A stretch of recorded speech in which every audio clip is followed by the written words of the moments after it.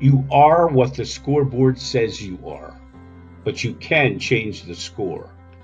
A great quote from a great NFL coach, Bill Parcells, who actually paraphrased it from an equally great coach, Vince Lombardi. It's a philosophy that can serve entrepreneurs and small business owners very well because it takes things down to the lowest common denominator, results. And a scoreboard isn't the least bit subjective. While it's reality in its starkest form, it's always a reflective measure of things that have happened and where things are. The major difference is that a game has a finite end. A business ends, well, when it ends. So you can almost always do something more to affect the outcome. But still, it remains that using a scoreboard metaphor is the most objective judge of who you are and where you are. It provides you, the entrepreneur, a foundation for knowing where you want to be and how to get there. And the scoreboard should measure more than just revenue and profits. In fact, there are multiple scoreboards that you should track in business. Externally, customers, suppliers, your market, and competition. Internally, employees and finances. These will all tell you how much work you have to do to change the score. Let's look at how you work the scoreboard for each. This scoreboard measures customer satisfaction, but it has to be the customer who's keeping score. It has multiple touch points from sale to implementation to support to solving customer problems and filling customer needs. Do you know what the score is from your customer's vantage point in each of these areas? Ever survey your customer base? I'm not talking about some big and squishy survey with softball questions. I'm just full of sports analogies here. But very pointed questions, like right after a sale or right after a colossal screw-up. I'm sure no matter how young your company, you've already had at least one. Or do you ever selectively visit and interview random customers, really trying to understand what kind of score they would give you? With suppliers, the scoreboard here measures the mutual benefit of the relationship. Wherever possible, you have to take subjectivity out of this.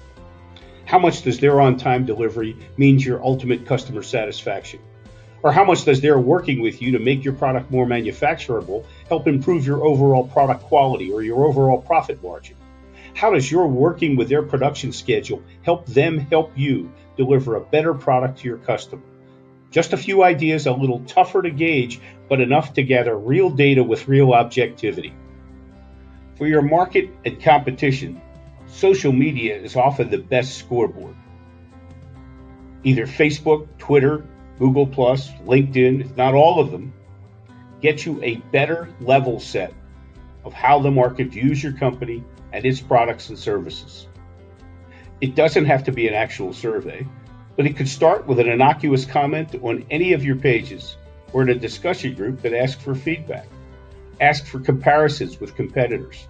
You're hanging it right out there, but better you know the score so you know if you're really behind in the game.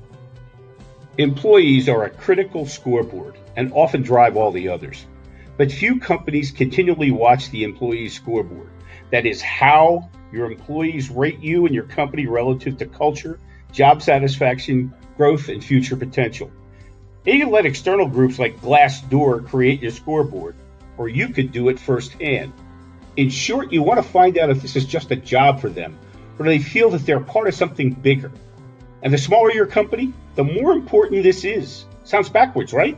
No, that's where it starts, with the very first employee and the open communications that effectively drives your scoreboard. And then you need to continually talk to them one-on-one. I used to do it at least once a year with every employee in companies with as many as 200 people to really understand how we were doing. This is the scoreboard that most every entrepreneur or small business owner tracks. It's the least forgiving and the one that is the most objective. You're generating a certain level of revenue or you're not. You're either making money or you're not. You can try to interpret the numbers any way you want, but they are what they are.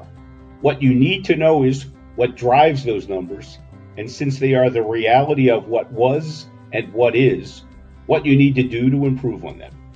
And most important, they are the result of all the other results.